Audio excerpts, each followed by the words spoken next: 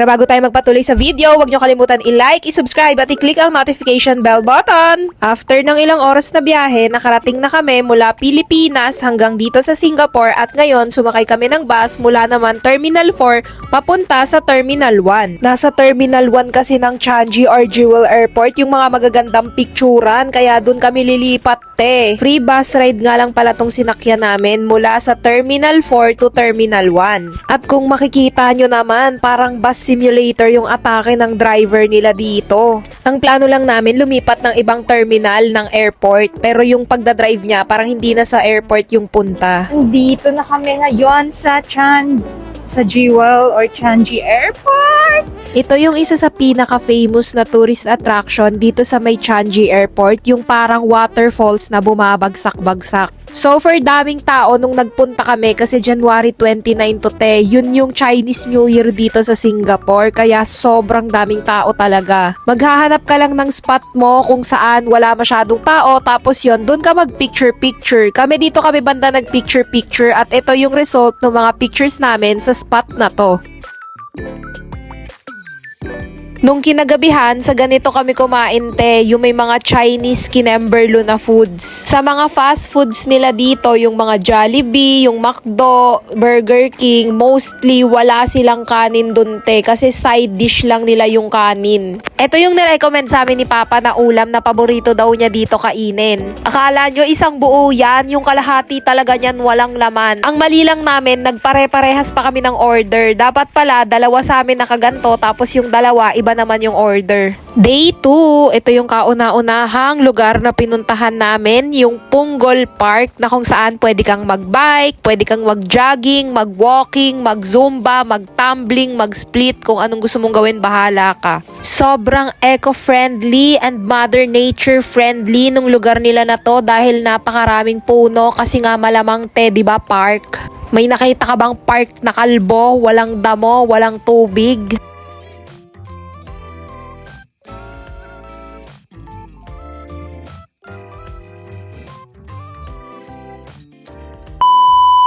Nakikita nyo ba ang tubig?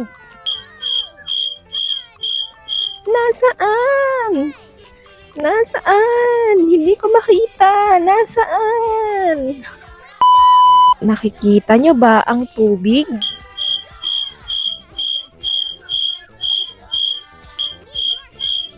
Nasaan? Pag di mo pa nakita, bulag ka na Di ko nga alam ba't kami nandito sa area kung saan nagjo-jogging ang mga tao. Pwede ka ring mag-walking, pero hindi naman ako mahilig mag-jogging. May nakita na ba kayong dorang nagjo-jogging? Siguro sa mga susunod na araw, pwede. Pero walking lang muna kami ngayon. At maganda yung view dito. Tapos yung park nila dito, may mga exercisean, kinemberlo. Ito merong mga directory na ganito na ine-explain kung para saan yung area na yon. Tapos dito, pwede kayong mag-yoga, magbali-bali ng buto, kagaya niyan, meditation deck, kinemberlo. Tapos ayan yung area kung saan nyo pwedeng gawin yon mismo. Iilan lang to sa mga exercising equipments na nasama namin sa video at meron dito pero madami pa talagang iba Tapos wag kayong mag-alala kasi hindi kayo maliligaw dahil pagpasok nyo pa lang sa park meron na agad mapa. Pagkatapos namin dun sa may Punggol Park, dumiretso na kami sa grocery para magkaroon kami ng mga pagkain. Syempre, malamang anong gagawin dito. Fair price yung tawag sa grocery store na to na kung saan malapit lang siya dito sa amin. Walking distance lang talaga. Marami silang iba't ibang variations ng Yakult dito. Merong mga grapes, strawberry, meron ding banana, orange, apple, tapos meron pang Yakult na gold. Meron pang iba't ibang mga frozen foods. Meron silang corn dog, tapos etong mga hotdog, longganisa, tapos ang cute nung balot nung nuggets nila. Sila Mickey Mouse, Donald Duck, and Friends. Madami din silang iba't ibang flavors and brands ng mga ice cream. Day 3, nagpunta naman kami sa Marina Bay area kung saan makikita ang Sky Observation Deck.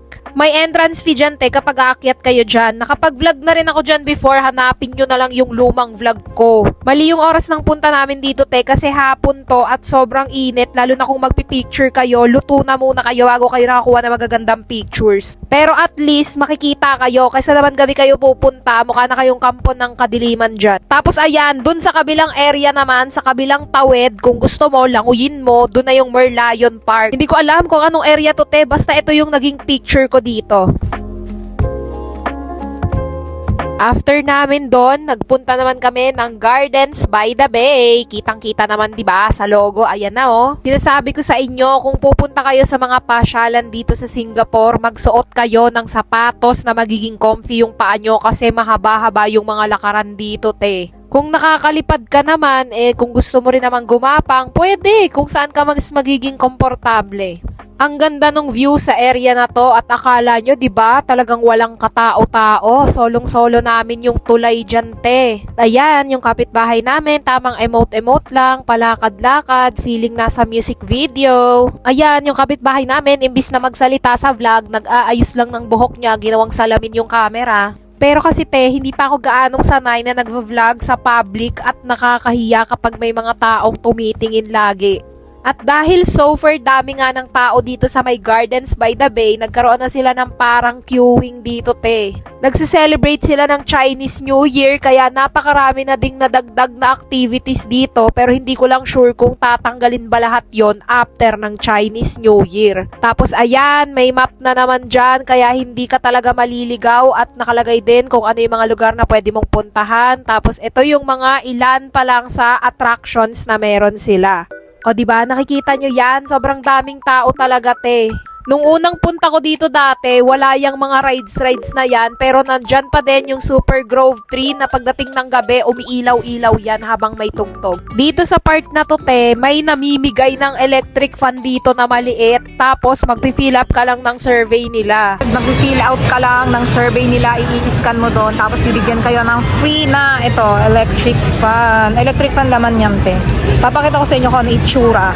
Ayan siya, te. May ganyan siya. May kasama na rin siyang battery. Ha? Kayo na lang mag-translate, Ayaw guys. nga. I-translate niya na lang ano yung nakasulat kasi Chinese siya, te. Pero still, guys, no? Meaning yan, budak. Gagi. Pero perfect kasi mainit-init din dito. Yes. Uy, pwede na. Libre lang naman, di ba? Magsusurvey ka lang. Te, ang dami niya pang pinapamigay. Alam mo ko sa Pilipinas yan, wala pang 5 minutes, ubos yan. Oo, talaga ka. After namin nun, te, ayan, walking na lang, tapos nagantay kami magabi para makita namin yung light show at eto yung itsura nun.